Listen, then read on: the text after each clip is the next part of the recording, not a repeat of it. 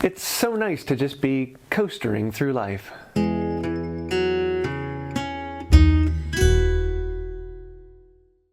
Hey y'all, I'm James Wright and welcome to my shop. I was going to be doing a very special video today, but plans fell through as plans do, and I was very pleased to find out on the Wood by Wright Hive Mind. It's a Facebook group I have for asking people questions. One of the guys suggested maybe you should make coasters, and I thought, coasters. That's actually a really quick, easy project that I could complete in a day or so and have ready to go. But I didn't want to make the box that coasters normally come in, and you'll see how they get stored in something that holds them. It's one more piece that's not needed. And so I was trying to think through, how do I create something that I don't need a box, but yet they still hold themselves together. So I kind of came up with this rather simple design that there's larger holes in opposite corners and then pegs standing up so that all of these can then just stack together and they hold themselves together without falling over. So you can have this natural stack sitting on your coffee table ready to use at any time. And I just kind of like how it comes together, and it's a fairly simple design. So let's dive in and take a look at how to make it. For my coasters, I went to my scrap pile, wood bin, whatever I have, and I found a piece of walnut that I really liked, and of course white oak. So my coaster is going to be made of walnut and white oak. First thing I want to do is cut the smaller scrap of white oak to the right length. That way I can cut the walnut to match it, and I can line it up there and cut 2 strips of the walnut so that one piece can go on either side of the white oak slab that I have. So after cutting the walnut to the same length as the white oak, I can start joining the pieces. Now, if I had a joiner, I could just run down that, but I find it easier and quicker just to grab a plane, get a nice, true, smooth side. For the white oak, I actually want to make it a strip about a 1/2 inch wide in the middle of the walnut, so I'm going to strike a line down the white oak, and that gives me a line that I can then follow with the saw. Even while the kids play in the background. I love this saw, just sharpened it up and cuts just beautifully.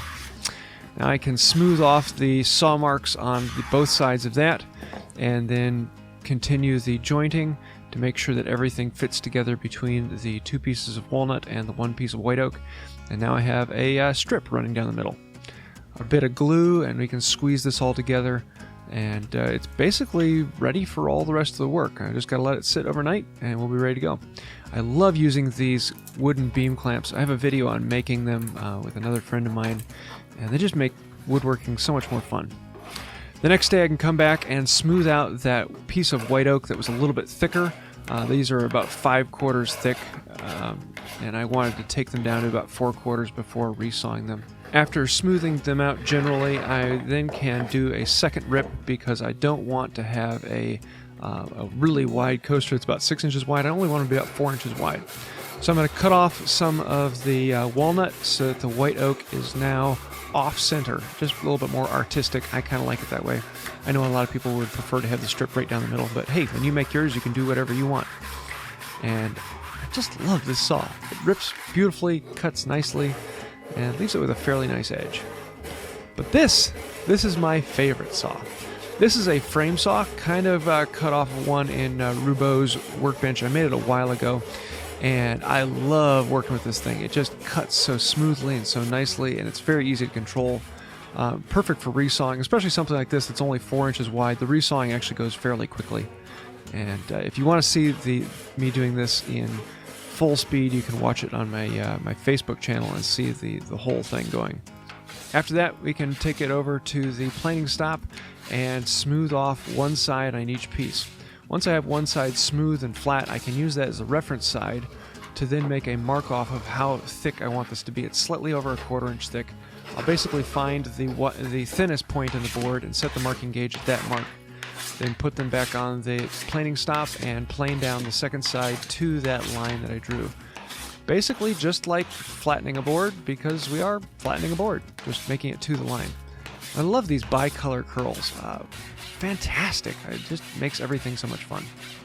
After that, we can square up one end, bring it nice and true 90 degrees to the 2 sides, and then we can start cutting these all apart. I want them to be perfectly square, so I'm going to be using the thickness of one to make the line for the other, and that way I know I have perfectly square squares.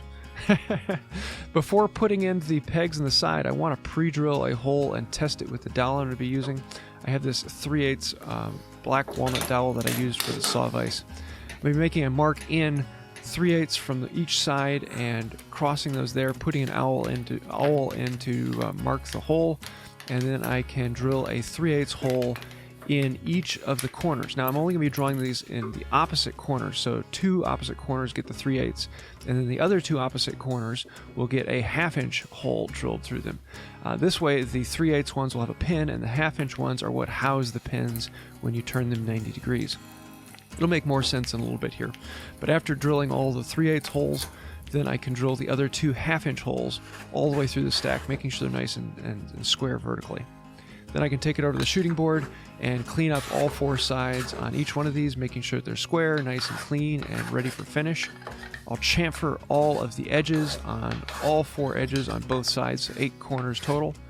And I want to do all this before gluing in the pegs, because once the pegs are down on one side, it becomes harder to do. So I'm going to surface them, sand them down to the right smoothness, and then we can start working on the pegs.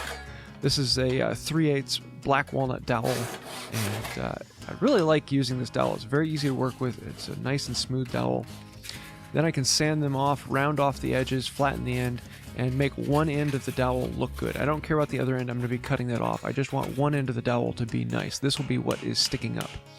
So at this point, I want to pound down the nice end, so that the nice end is actually sticking down. I have 2 pieces that are the thickness of how far I want this to stick down. It is less than the thickness of the actual coaster itself. Then once those are in place and both sticking out the same amount, I can use some thin 2P tin. This is a cyanoacrylate glue that will then flow into it and hold them. There really isn't a lot of tension on this, so something like this works fairly well. After that, I can cut off the excess on the bottom so that we just have pegs sticking through on the one side with the sanded off edge sticking up. This will leave them slightly rough, and then you have a little bit of super glue to clean off. You can come in, flip it over, and smooth it down with the smoothing plane, and they're basically done. I'm just going to do a little bit of finish sanding, clean them up, make sure that everything is the way they need to be.